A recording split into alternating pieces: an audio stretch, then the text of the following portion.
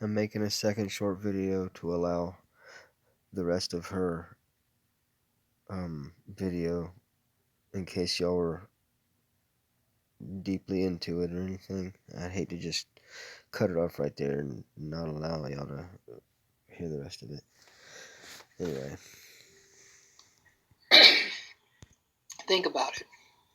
There was something that happened this morning. And I got to find the article. The plane got shot down and the pilot was killed. I got to find that. Spiderweb. And of course, there's a second front where the United States and Russia could potentially find themselves in a military conflict. One even more dangerous than Syria. After all, Ukraine is on the border of Russia. Here we are back and at for San that Jose. reason, an immensely more important region. Looking at these planetary bodies Russia again. maintains a covert force in eastern Ukraine. In contrast, the United States maintains troops in western Ukraine. And shelling still occurs regularly between the western and eastern sides. Any major incident between the two would have a cataclysmic repercussions for the world. See that? You don't know this because the news won't report this. That one's even bigger.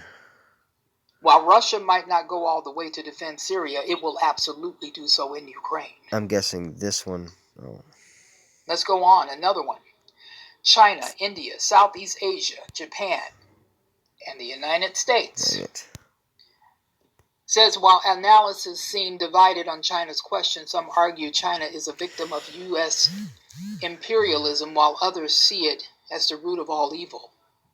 The truth is somewhere in between. China and the U.S. are unquestionably at odds with one another. However, China is every bit as much an empire as the United States, and it is much more adept at playing the long game. However, recently, as the Trump administration in the United States begins calling out unfair trade practices, the World Trade Organization favoritism and free trade policies, and attempting to bring jobs back to the United States from Chinese sweatshops, China has responded more traditionally. From retaliatory and targeted tariffs to alleged cyber attacks. Ladies and gentlemen, let me stop there. These attacks, what happened yesterday, what's happened in the past, they're not random. Something's going on, and in my heart of hearts, I think it's an attack. I think we're being hacked. Yeah. I could be wrong. I ain't never seen clouds do that. It says, however, the China response has come in the form of traditional military tactics and preparing for unrestricted warfare with the United States. In other words,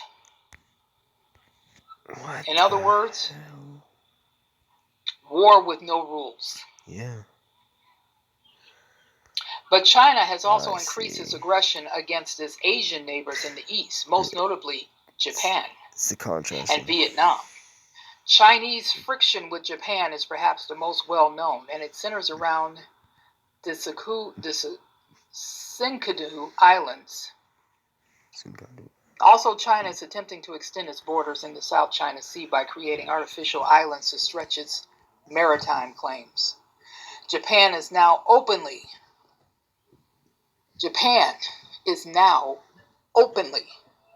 preparing for war with China,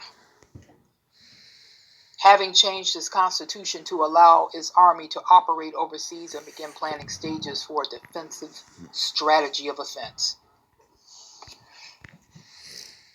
Taiwan has already been a sore spot with China, with PROC maintaining that its ultimate goal is liberation and return of Taiwan to mainland China. However, recently, China has become even bolder in its claims, threatening imminent war to reclaim Taiwan. I haven't heard this before. Here's another one, Greece and Turkey. Greek and Turkish relations have always been tense, yet Western audiences persist in believing they are outside of history and that any Euro-Mediterranean country is beyond the point of starting pointless wars. However, Turkey's move in the Mediterranean in 2019, signing a maritime treaty with Libya involving Greek waters and islands without informing Greece, and attempting to explore for gas and oil in Greek territorial waters have led to several face-offs between the two countries, including some alleged and unconfirmed clashes between naval and Coast Guard forces. Face Off was a good movie. I'm going to link this article in the description box. This should give you something to think about because all of this is coming about right now. You can say that, and I know people will say, well, this has always been. There's always been wars and rumors of wars. Yeah, but think back. Not to this scale. 20 years ago to now. And not to... Think back of what happened. You can say that about a lot of things. There's always been earthquakes in weird places. There's always been places with famine. There's always been this and that. There's always been this and that. But there's not always been all these things all at once and only building up more and more. Yeah, there's always been all these things. But not this much at this scale all at once. Y'all see that lightning? I'm sorry, but the signs are everywhere. We're not in the last days. We're in the last minutes. We have no time left. Anyone who does not have Jesus Christ in their heart, they need Him now.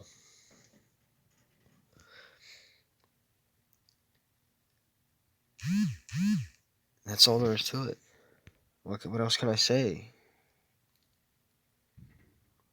Everybody in their hearts of hearts, knows it's true. Anybody that would deny it, they got a devil whispering in their ear, in their mind, and they're not monitoring their own thoughts, and they're allowing this to happen. When I invited Jesus into my heart, and then I started rebuking, when I started learning how to discern what thoughts were mine and what thoughts weren't mine, I started rebuking the thoughts that weren't mine. They've quit. They've gone. Now I catch them when I catch them, very rarely, but I'll catch them every time. And I guarantee something is in store for me. I will be tested. I will be probably spiritually attacked far more now. In fact, I'm almost positive it happens almost daily. That's all right. No fears. Find Jesus, please. I'm begging you all. 20 years ago, and think of now. Ladies and gentlemen, we are at the cusp of the rapture. And if this don't tell you that right now, take the blinders off, because we are.